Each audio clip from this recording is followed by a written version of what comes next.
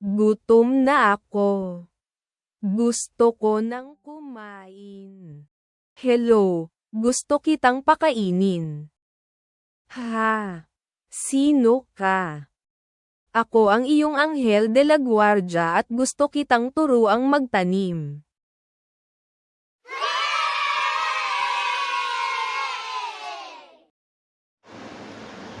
Magandang araw po. Welcome po sa aming Binhin ng Pag-asa Planting Tutorial.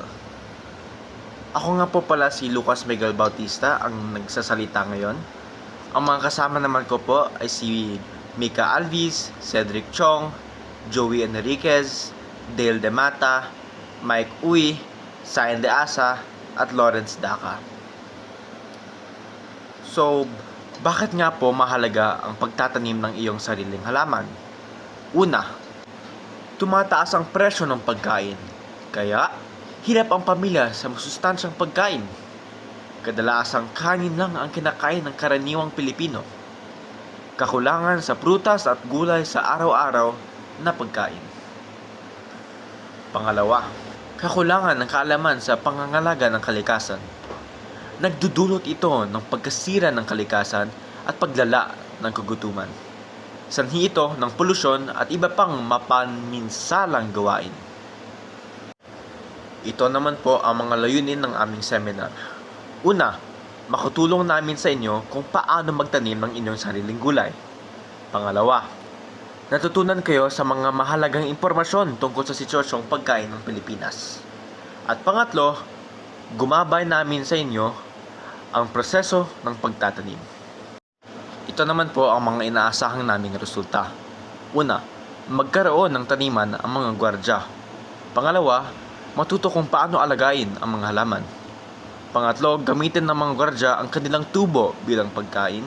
At panghuli, pangunlad sa Sustainable Development Goal, Zero Hunger. Ito naman po ang mga hakbang sa pagtatanim. Una, paghanda ng mga materyales. Siguraduhin na mahanda at malapit ng lahat mga kailangang materyales. Ang mga lettuce seeds, soil mixture, egg carton, plant pot at tubig. Pangalawa, paghanda ng seed tray. Lagyan ng soil mixture ang bawat butas ng egg carton. Huwag masyadong siksikin ang lupa upang makadaloy ang hangin at tubig. Pangatlo, pagtatanim ng binhe. Maglagay ng 2 hanggang 3 lettuce seeds sa bawat butas ng egg carton. Takpan ng manipis na lupa dahil mababaw lang itatanim ang mga lettuce seeds. Pangapat, ang pagdidilig. Diligan ng sapat ng mga itatanim na buto. Siguradong mamasa-masa ang lupa, ngunit hindi binabaha. Ako naman si Sayan at magta-take over ako kay Miguel. Pang-5, paglalagay sa tamang lugar. Ilagay ang seed tray sa lugar na may sapat na liwanag ng araw, ngunit hindi direktang tirik ang araw at hindi natatamaan ng ulan. Pang-6, pag-aalaga ng punla. Panatilihing mamasa-masa ang lupa araw-araw at huwag ibasa ang mga dahon. Hintaying tumubo ang mga binhi at lumakas ang mga punla. Pang-7, pagputol ng dagdag na punla. Pwedeng putulin ng mga sobrang punla sa paligid ng pangunahing punla upang payagan itong lumaki ng mas malaki. Pang-8, pagtanggal sa seed tray. Kapag may 3 hanggang 4 na malaking dahon na ang punla, tanggalin ito mula sa seed tray. Kunin ang buong punla kasama ang lupa at hawakan ng maingat ang ugat. Pang-9, pagdilipat sa plant pot. Kunin ang plant pot at ilagay dito ang natirang soil mixture, tapos maglagay ng maliit na butas sa gitna. Ilagay dito ang punla. Pang-10, tuloy na pagdidilig at pag-aalaga. Diligan ng 2 hanggang 3 beses kada linggo at siguraduhing may sapat na sikat ng araw. Diligan ng halaman ng medyo marami sa unang dilig sa pot. Ito naman ang mga pagtukoy kung handa ng anihin ng lettuce. Una, Siguraduhin handa na ang lettuce sa pag-aani kapag malaki, berde, at malutong na ang mga dahon. Pangalawa, maghanda ng malinis at matalim na gunting o kutsilyo. Pangatlo, putulin ang mga panlabas na dahon ng leaf lettuce na 1 hanggang 2 inches mula sa base ng halaman. Pang-apat, iwasang putulin ang gitna ng halaman upang patuloy itong tumubo. Pang-5, para sa buong lettuce, putulin ang tangkay malapit sa lupa gamit ang isang malinis na hiwa. Pang-6, mag-ani sa umaga upang mas sariwa at hindi madaling malanta ang mga dahon.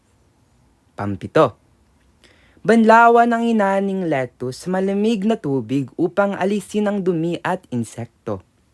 Pang-8, patuluin o patuyuin ang lettuce bago itago. Ngayon naman, ito ang mga palatandaan para sa kulang o sobrang dilig o ang over or underwatering. Para sa underwatering, kapag nalalanta at nakayuko ang mga dahon kahit hindi mainit ang panahon. Kapag tuyo at magaspang ang lupa kapag hinawakan. Kapag mabagal ang paglaki ng halaman. Kapag nagiging mapait ang lasa ng lettuce. At kapag maaaring matuyo at mamatay ang mga panlabas na dahon. At para sa overwatering naman, kapag naninilaw ang mga dahon lalo na sa ibabang bahagi, kapag malambot o nabubulok ang tangkay at ugat, kapag nalalagas ang mga dahon kahit mukhang may sapat na tubig, at kapag mas madaling dapuan ng amag o sakit ang halaman. Ngayon, ito ang mga pwedeng lutuin gamit ang lettuce. Una, ang Asian lettuce salad.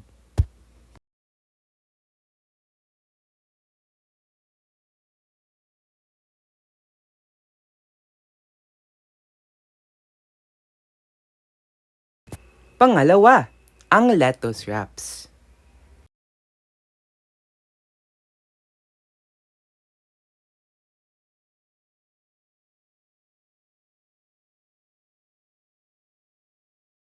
Maraming salamat sa inyong pakikilahok sa proyektong ito. Lubos naming pinahahalagahan ang inyong kontribusyon na malaking tulong para maging matagumpay ang aming gawain. Hinihiling namin na regular ninyong i-update ang inyong progreso sa pamamagitan ng form na nakalink o QR code sa aming booklet. Salamat po muli sa pakikinig.